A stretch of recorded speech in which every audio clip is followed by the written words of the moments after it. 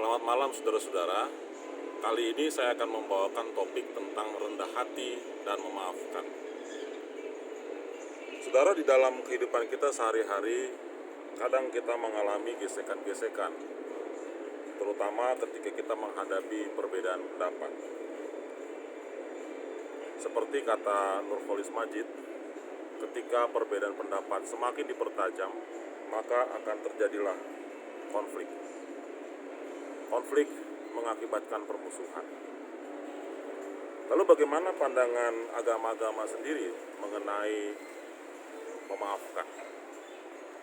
Memaafkan sebagai bagian yang terpenting dalam upaya untuk mengakhiri sebuah konflik ataupun perbedaan yang menyebabkan konflik itu terjadi. Di dalam agama Kristen, khususnya di dalam kitab Imamat pasal 19 ayat 18 dikatakan, "Janganlah engkau menuntut balas dan janganlah menaruh dendam terhadap orang-orang sebangsamu, melainkan kasihilah sesama manusia seperti dirimu sendiri. Akulah Tuhan." Ayat ini menegaskan otoritas Tuhan sebagai pengampun yang terutama dalam kehidupan kita. Dan oleh sebab pengampunan Tuhan itulah, maka kita sebagai orang percaya yang hidup dalam konteks kebangsaan, kita harus saling bisa memaafkan.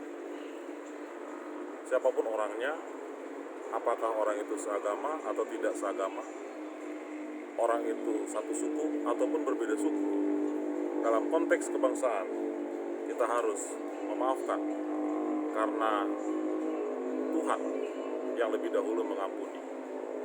Dengan demikian, kekristenan mengajarkan tentang kerendahan hati sebagai cara kita untuk bisa memaafkan. Kita rendah hati karena kita melihat bahwa kita adalah orang yang dikasihi oleh Tuhan, yang diampuni oleh Tuhan, sehingga itu menjadi dasar bagi kita untuk bisa mengampuni orang lain, karena kita sudah terlebih dahulu diampuni Tuhan. Dan Tuhan Yesus sendiri ketika dia di kayu salib, dia mengatakan pada detik-detik terakhir sebelum kematiannya, "Ya Bapa, ampunilah mereka." Mereka yang dimaksud adalah orang-orang yang telah menyalibkannya. "Ampunilah mereka, karena mereka tidak tahu apa yang mereka perbuat." Saudara, di dalam Islam, memaafkan dikatakan merupakan salah satu karakter orang bertakwa yang Allah janjikan balasan serupa, balasan berupa ampunan dan surga. Demikian tertulis di dalam Quran surah Ali Imran 134. Rasulullah sendiri adalah sosok yang suka memaafkan.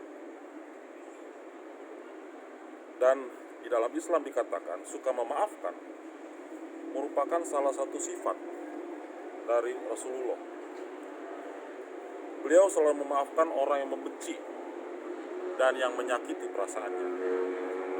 Rasulullah mengajarkan kepada umatnya dan kepada kita semua untuk tetap berbuat baik kepada orang lain meskipun orang tersebut membalasnya dengan kejahatan.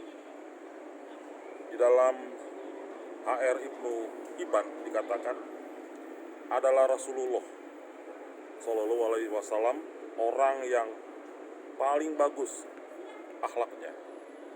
Beliau tidak pernah kasar, berbuat keji, berteriak-teriak di pasar, dan membalas kejahatan dengan kejahatan.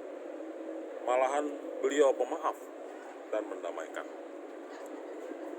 Lalu bagaimana dengan ajaran di dalam agama Buddha? Sang Buddha menekankan betapa pentingnya sikap memberi maaf itu. Demikian, dari 3 hal kita dapat mengenal seorang bijaksana. Apa yang 3 itu? Dia bisa melihat kekurangannya. Bila dia melihat kekurangannya, dia mencoba memperbaikinya. Dan bila seseorang mengakui kekurangannya, dia memaafkannya sebagaimana mestinya. Demikian tertulis di dalam Anguttara Nikaya 1 ayat 103. Sementara di dalam ajaran Hindu dikenal konsep Tattwam Asi, yaitu suatu ajaran yang menyatakan bahwa dia adalah aku adalah mereka, dan mereka adalah dia. Semua makhluk yang hidup di dunia ini adalah saudara. Vasudiyawa Kutambakam. Maaf kalau sedikit salah ya, tapi begitulah tertulis. Maka dari itu perlakukanlah orang lain seperti halnya Anda ingin diperlakukan.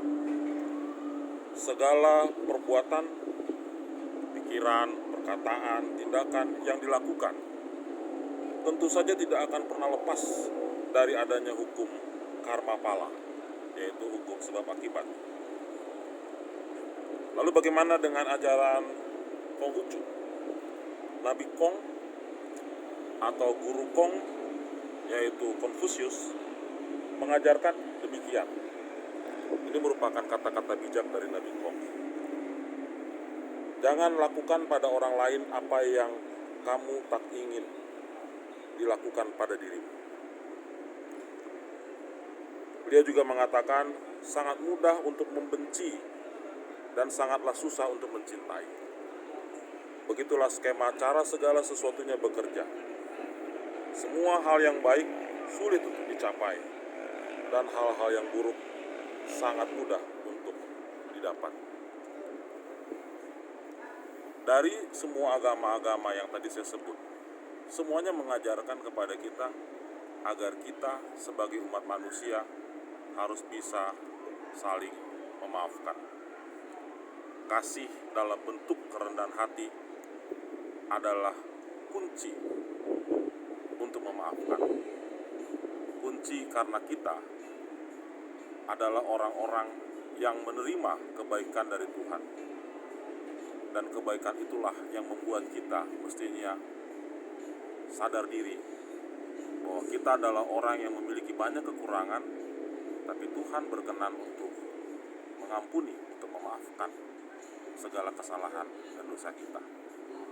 Dan ini menjadi fondamen yang kuat bagi kita untuk mau memaafkan sesama kita. Memaafkan memang membutuhkan kekuatan lebih.